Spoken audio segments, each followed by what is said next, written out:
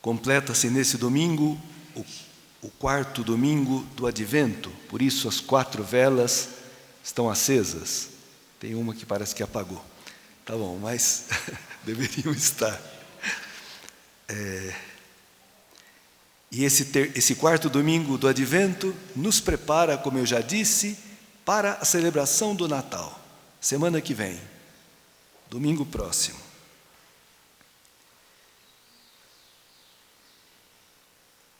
O salmo de resposta, o refrão dele é maravilhoso e resume, eu penso, a atitude certa que o Senhor quer nos dar nesse Natal. O Rei da Glória é o Senhor onipotente. Abri as portas para que Ele possa entrar. Esse menino que nasce frágil como qualquer criança pequena, dependente totalmente da mãe, do pai, né? Esse menino é o Rei da Glória, é a presença de Deus, é o Verbo, é Deus feito homem, é o Senhor onipotente. Isso significa todo-poderoso. Parece tão frágil, tão pequeno, porque Deus é muito humilde. Deus se faz pequeno, se fez carne, para que ninguém tivesse medo de acolhê-lo, de aproximar-se dele. Abrir as portas para que ele possa entrar. Esse Deus onipotente é educado, é fino, não é um entrão. Ele bate na porta do teu coração, do meu. Posso entrar? Ele pede licença. Que coisa! Deus não violenta a nossa liberdade. Deus nos respeita, mas nos convida, o Salmo 23, a abrir as portas para que Ele possa entrar. Maria não abriu, ela escancarou as portas do seu coração e do seu seio para que Deus pudesse entrar no mundo. São José também. Hoje, o Evangelho, nós estamos no ano A, é o ano de São Mateus. E o Evangelho da infância de São Mateus privilegia a figura de José, enquanto o Evangelho de Lucas, que nós terminamos o ano passado, privilegia a figura de Maria. E hoje vemos então esse trechinho do capítulo 1, se no início, com a genealogia de Jesus, origem de Jesus Cristo, filho de Davi, filho de Abraão, e um monte de nomes, até chegar a Maria. Queria mostrar a origem humana de Jesus. O trecho de hoje quer mostrar a origem divina de Jesus. A origem de Jesus Cristo foi assim. Maria, sua mãe, estava prometida em casamento a José e antes de viverem juntos, de coabitarem, ela ficou grávida pela ação do Espírito Santo. O casamento hebraico tem 2 fases. Uma primeira fase que é o noivado. Já é um contrato de casamento, já estão casados, mas ainda não moram juntos, cada um na casa dos seus pais. Depois de 1 ano desse noivado, dessa primeira parte, a segunda parte, quando o noivo, depois de um rito, leva a noiva para a sua casa e aí começa a vida normal de um casal. Pois bem, o anjo podia ter esperado uns meses, né? Evitaria tanto problema, tanta dificuldade, mas ele foi quando, nessa fase primeira do noivado, e Maria, na fé, aceita, sabendo o risco que ela corria. Como é que vai explicar isso? Já pensou, você está noivo, preparando para casar, e de repente tua noiva está grávida, e você não foi. O que você pensaria? Que crise que você viveria? José, seu marido, era justo e, não querendo denunciá-la, resolveu abandonar Maria em segredo. Se José denunciasse Maria na sinagoga, dizendo: olha, estou noivo e minha esposa está grávida e não fui eu, Maria podia ser apedrejada. Essa era a pena para adúltera, já era considerado um adultério. José era justo. O que significa ser justo? É aquele que se ajusta à vontade de Deus. Nós muitas vezes queremos, porque não somos justos, que Deus se ajuste à nossa vontade. Deus tem que fazer o que eu quero. Não. O justo se ajusta ao que Deus quer. Tem um midrash, um conto judeu sefardita. Sefarditas são os espanhóis. Muito antigo, que fala dessa crise de José. Que quando José depois recebeu o anúncio do anjo, esclarecendo que aquele menino era gerado pelo Espírito Santo, José teria dito para Maria: Maria, por que você não me contou? Você acha que eu não acreditaria em você? E Maria teria respondido: quem sou eu para me intrometer no teu diálogo com Deus? Ou seja, irmãos, nós não aguentamos a crise de ninguém, nem nossa, nem dos outros. A gente quer tirar, a crise nos faz sofrer. Por isso a gente quer tirar os outros da crise. Não respeitamos, muitas vezes, a história que Deus está fazendo com as pessoas. Maria respeitou. Quem sou eu? Eu vou te explicar o quê? Ou Deus te esclarece, ou não tem o que dizer. Tá bom, mas isso não está na Bíblia. Isso é uma interpretação bonita, né? Judeu sefardita. E o fato é que enquanto José pensava em repudiar, se afastar, sem denunciá-la, em segredo, porque ele não sabia o que estava acontecendo, e acreditava na idoneidade de Maria, mas não estava entendendo nada, o anjo do Senhor aparece a José. E é maravilhoso, irmãos, as palavras do anjo. Aliás, vocês escutaram no começo que hoje está sendo aberto na igreja do Brasil o 3º ano vocacional. Um ano em que a igreja quer criar um ambiente nas comunidades, nas paróquias, que valorize e desperte as diversas vocações. Aqui aparecem 3 grandes vocações. A primeira de Maria, sua mãe. A maternidade é uma vocação, é um chamado de Deus. Que alegria ver tantas mães aqui com crianças pequenas. Eu pensava hoje, tem cidades na Itália, em Portugal, em que eles pagam, as cidades estão morrendo, não tem gente. Então está virando aquelas cidades fantasmas. Pagam famílias com filhos para irem para lá, para que a cidade não acabe. Algumas cidades históricas, ricas, de igrejas, de monumentos, de história, de cultura, de tudo, acabando por falta de crianças. O padre Ricardo, que está em Portugal, dizia, 3 paróquiazinhas que ele cuida lá, num ano fez 1 batizado e uns 40 funerais. Quando se rejeita a maternidade, o fim é o fim mesmo, é o desaparecimento, né? Tá bom, graças a Deus, nós ainda não estamos nesse ponto, graças a Deus. Mas a mentalidade, se nós não... é uma vocação bendita a maternidade. Mas aqui vai aparecer a vocação do pai. Olha o que o anjo diz a São José.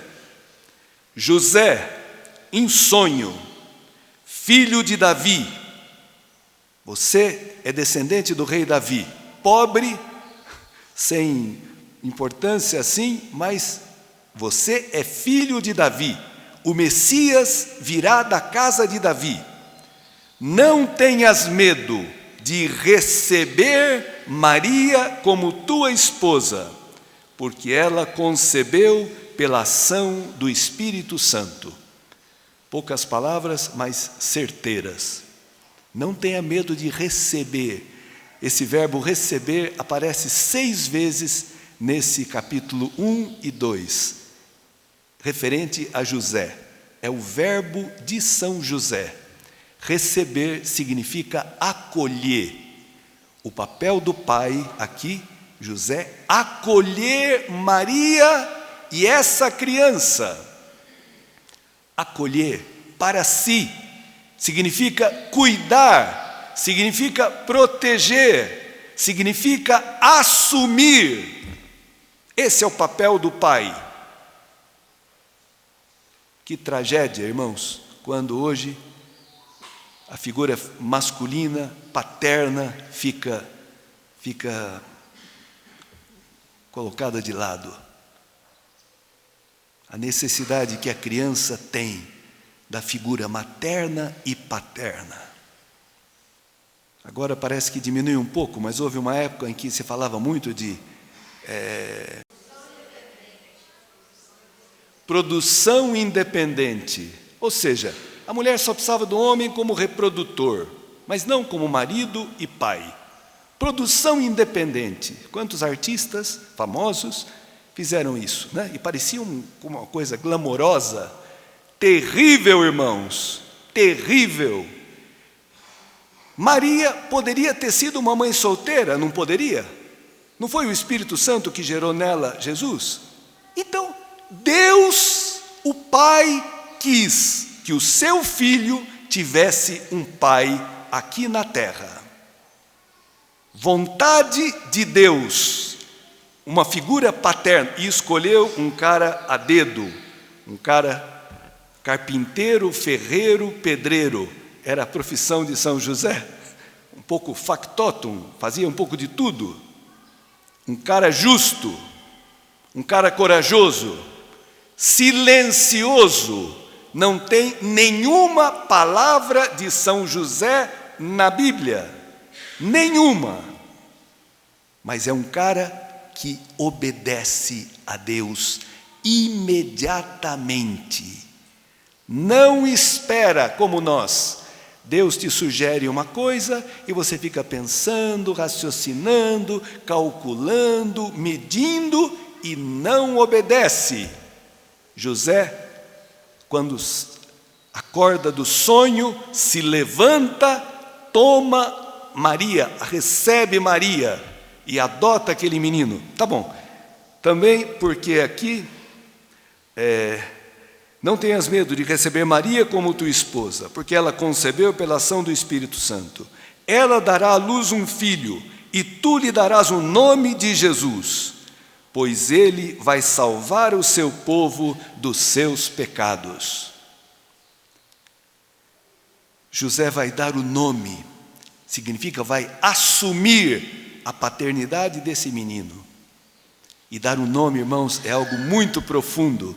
O nome que Deus escolheu. Queridos pais, a missão de vocês, entre outras coisas importantes, é ajudar seus filhos a serem o que Deus pensou para eles. A cada um Deus dá uma vocação diferente.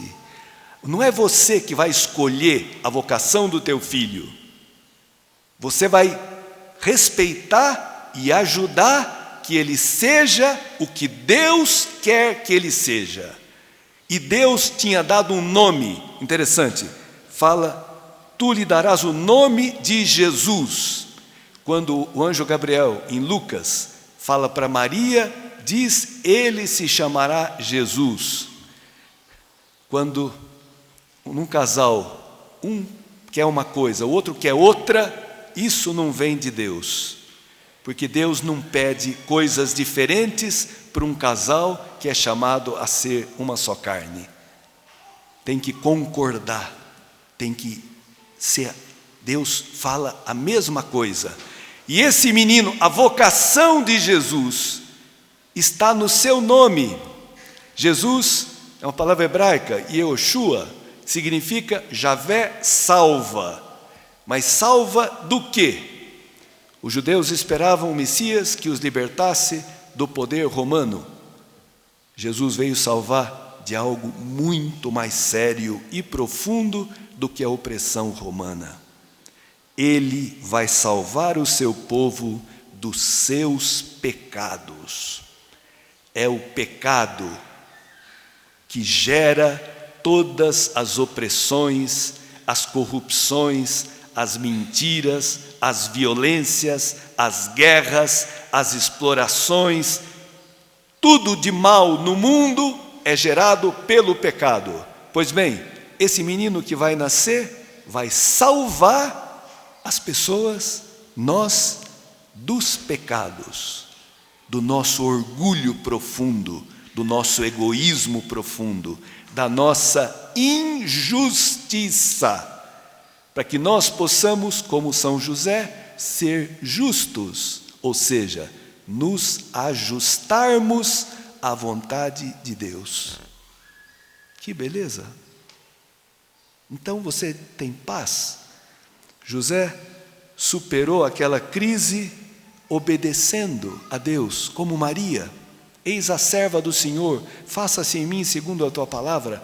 Diz que essa palavra de Maria é cheia de desejo, não não tem jeito, né? Então, vamos nos resignar. Nada de resignação. O sim de Maria, o faça-se de Maria, foi carregado de alegria, de desejo. Que isso se cumpra na minha vida. E o de José também, ele se levanta e José, quando acordou, fez conforme o Senhor havia mandado e aceitou sua esposa. José obedece. Que coisa linda, irmãos.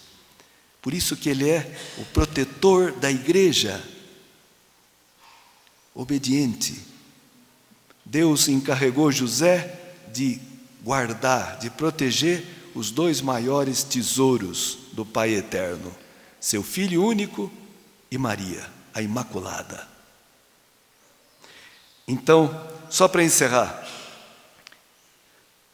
tudo isso aconteceu para se cumprir o que o Senhor havia dito pelo profeta Isaías, a primeira leitura. Uma virgem conceberá e dará à luz um filho que se chamará Emanuel, que significa Deus está conosco. O Evangelho de Mateus começa com esse Deus está conosco e termina a última frase, o último versículo do Evangelho de Mateus é: eis que eu estou convosco todos os dias até o fim do mundo. É Cristo ressuscitado da morte, o Filho de Maria, Filho de Deus, o primeiro a vencer a morte, e vencendo a morte, venceu o pecado, e abriu-nos a comunhão com Deus, e renovou a humanidade.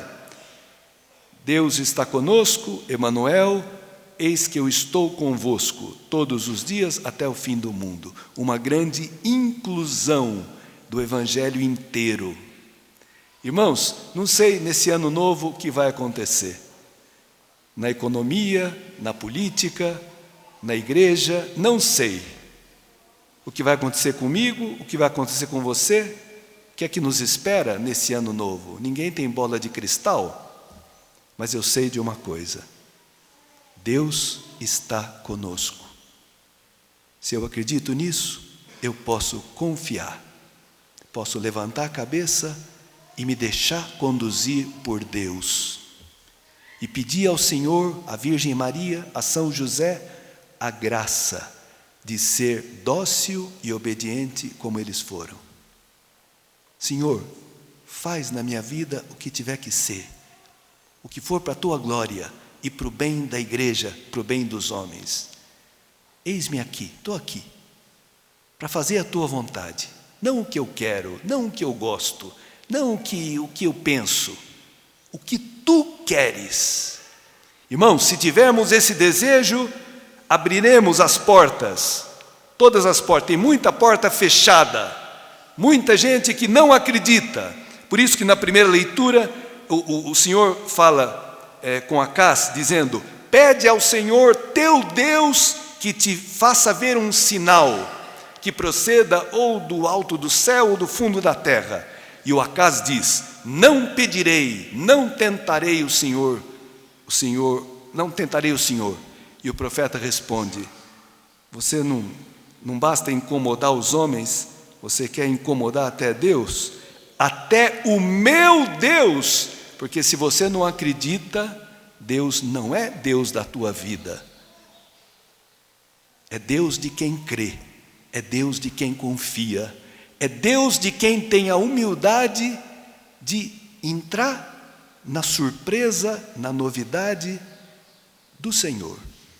Se você não acredita, meu caro, você está fora da fé. E Deus não vai agir na tua vida, você não vai entender nada.